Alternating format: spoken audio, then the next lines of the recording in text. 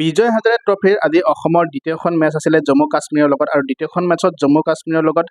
অসমে পৰাস্ত হৈছে ইতিমধ্যে আৰু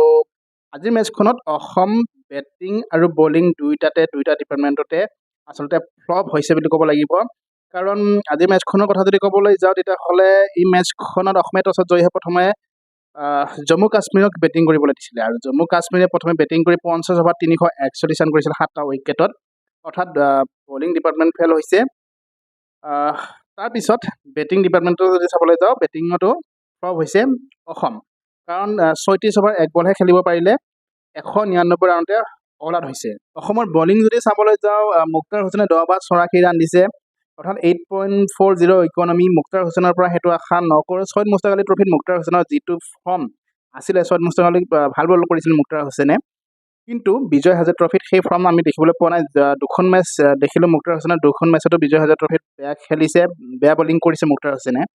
মালাকাৰ 10 অভাৰত 73 ৰান দি 2টা উইকেট লাভ কৰিছে যদিও 2টা উইকেট পাইছে মালাকাৰৰ কিন্তু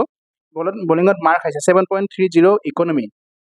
চৌধুৰী 10 অভাৰত 63 ৰান এটা উইকেট একেই ৰাহুল সিং 10 অভাৰত 53 ৰান এটা উইকেট তাৰপিছত ডেনিছ দাস 8 অভাৰত 46 ৰান 2টা উইকেট লাভ কৰিছে ডেনিছ দাসে অলপ ভাল বলিং কৰিলে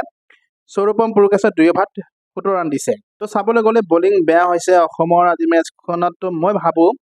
সাদেক হুছেইনেও স্কোৱাডত থাকিব লাগিছিলে সাদেক হুছেইনক যিহেতু ছয়দ মুস্তাক আলী ট্ৰফিত দেখিছোঁ সাদেক হুছেইনে দুখন মেচ খেলিছিলে আৰু দুখন মেচতো খুব ভাল বলিং কৰিছিলে যাৰ কাৰণে IPL অকশ্যনত নামো আহিছিলে সাদেক হুছেইনৰ কিন্তু স্কোৱাডত অসমৰ স্কোৱাডত বিজয় হাজাৰে ট্ৰফিত সাদেক হুছেইনৰ নামটো কিয় নাহিল সেইটো আচলতে জানিব পৰা হোৱা নাই কিন্তু মই ভাবোঁ সাদেক হুছেইন থাকিব লাগিছিলে এই টিমটোত বিজয় হাজাৰে টিমটোত অসমৰ দলত তাৰপিছত আমি যদি চাওঁ বেটিঙো সেই একেই বেটিঙতো আজি অপেনাৰ হিচাপে সৌৰভ দিহিঙীয়া আৰু পৈতৃণ শইকীয়া আহিছিলে পৈতৃণ শইকীয়া যোৱা মেচখনত ভাল খেলিছিলে কিন্তু এই মেচখনত ভাল খেলিব নোৱাৰিলে 9 বলত 12 ৰান কৰি আউট হৈছে আৰু সৌৰভ দিহিঙীয়া 35 বলত 25 ৰান কৰিছে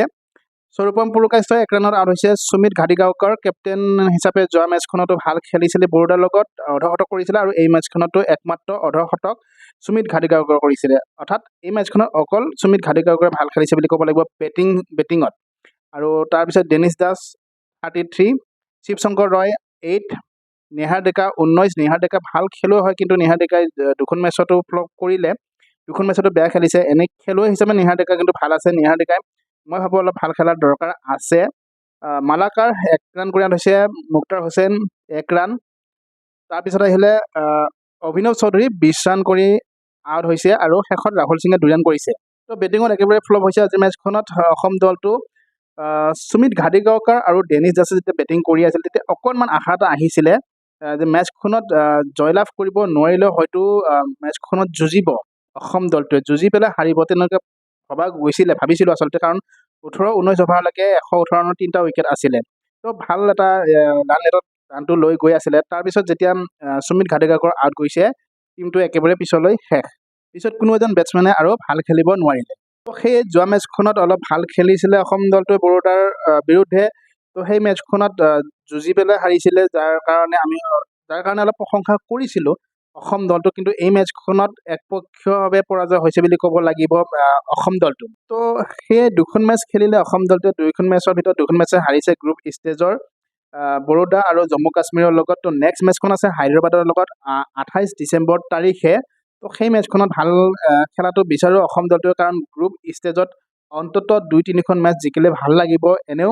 কোৱাৰ্টাৰ ফাইনেলত অসম দলটো যোৱাৰ চান্স খুব কম আছে কাৰণ খুব শক্তিশালী টিমবিলাক আছে আৰু বাকী টিমবিলাকতো খুব ভাল খেলুৱৈবিলাক আছে গতিকে কোৱাৰ্টাৰ ফাইনেলত প্ৰৱেশ কৰাটো বা নেক্সট ৰাউণ্ডত প্ৰৱেশ কৰাটো অসমৰ বাবে মই ভাবোঁ কঠিনেই হ'ব কিন্তু অন্ততঃ মই বিচাৰোঁ 2-3খন মেচ গ্ৰুপ ষ্টেজত জিকক অসম দলটোতে ভাল লাগিব তো এয়া আছিলে আজিৰ মেচখনৰ আপডেট বেটিং বলিং দুয়োফালৰ পৰা ফ্লপ হ'ল আজি মেচখনত আশা কৰিম নেক্সট মেচখনত ভাল খেলক নেক্সট মেচখনৰ আপডেট লৈ আহিম ভিডিঅ'ৰ যোগেদি চাই থাকিব ভিডিঅ'বিলাক ভাল লাগিলে সকলোৱে লাইক শ্বেয়াৰ কৰিব আৰু প্লিজ চেনেলটো ছাবস্ক্ৰাইব কৰি দিবলৈ নাপাহৰিব ধন্যবাদ